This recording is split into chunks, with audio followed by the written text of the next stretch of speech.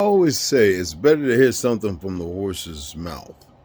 Now, y'all learned who created the Klan and the fictional white supremacy. Well, it wasn't the so-called running around white folks. You know who it was. Mm-hmm. But to hear from their mouth is always a greater thing. Now, this has gone around a few times, but I feel like I should share this here. So have a gander. Hector, you'll see his name if you want to follow him on TikTok. No justice. No justice. Mr. Blake, thank you for having me, sir. It's an honor. Growing up in the mountains of North Carolina, I was taught racism.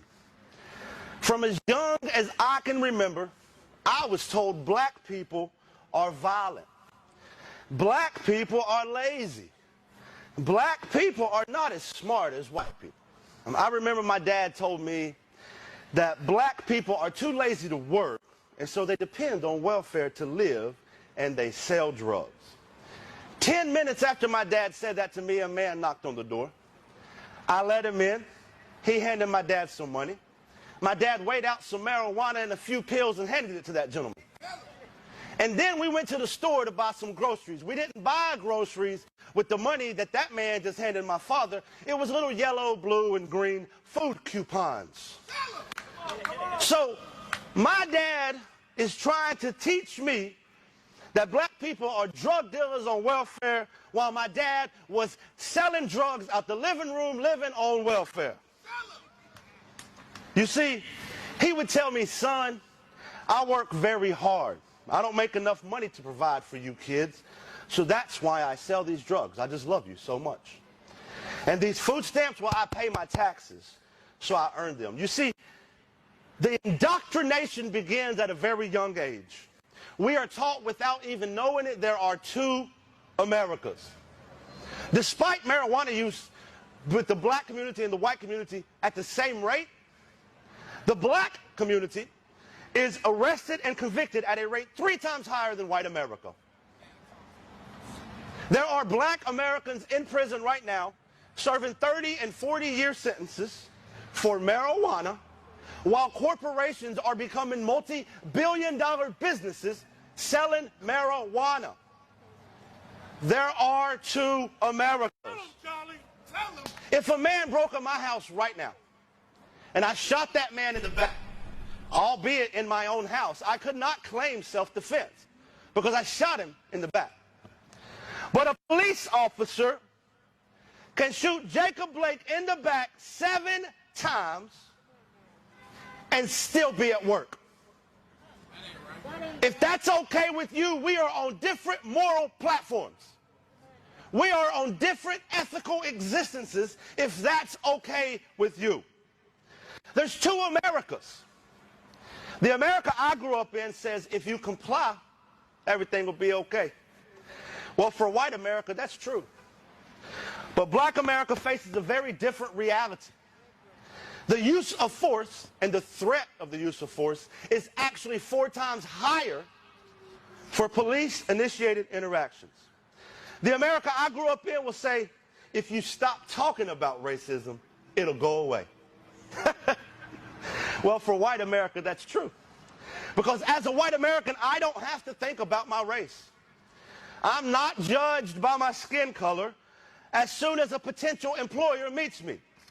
As soon as a loan officer meets me. As someone that's coming to appraise my home for sale, don't judge me by my skin color. As a white American, I can completely forget about my race and even racism, so long as nobody talks about it. So then in my world, it won't exist. Well, I've decided enough of that. I'm here to call white America to task. I'm here to tell white America it's time to stand the hell up. Beside our fellow human beings, beside our fellow citizens, and it's time for white America to be part of the solution. I was raised by racists. I was taught how to be racist. So you can quit telling me that racism doesn't exist. You're a damn liar. I was raised in the belly of the beast.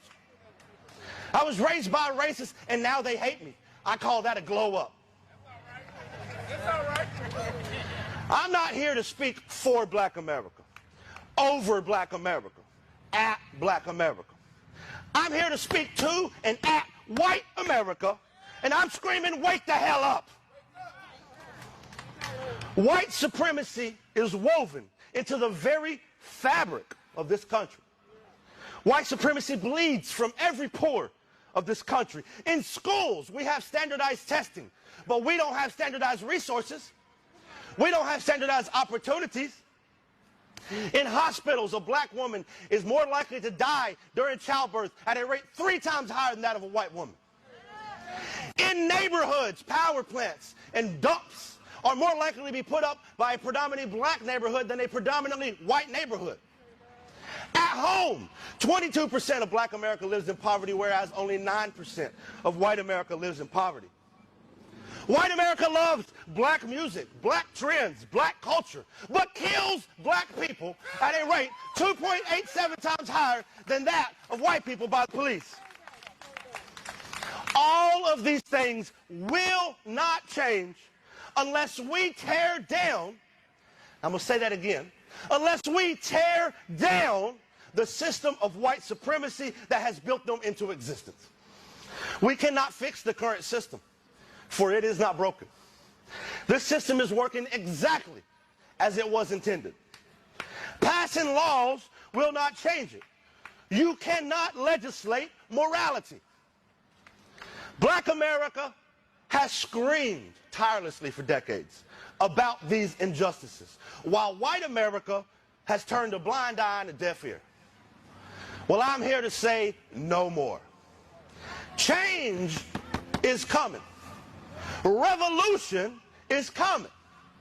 It's time to open your eyes, white America. White people make up nearly 60% of the American population, and the overwhelming majority of them refuse to even admit that racism exists. They think that there's a conspiracy against them by the government with zero evidence, but ignore the obvious systemic racism and oppression against Black America that's well documented. Well, I've made it my life's mission to call white America to task. Mr. Blake, Miss Austin, to all the families of victims of police brutality in this country, to all of those of you who wake up every day and deal with the system of white supremacy built to marginalize you, I say to you this one thing: I will stand with you. I will march with you. I will protest with you. I will fight with you. I will use my privilege and my platform to demand that white America stop ignoring this humanitarian crisis happening right here in America. So, white America, this is your choice. Either be part of the solution, or by God, you are the problem. No justice, no peace. Thank you.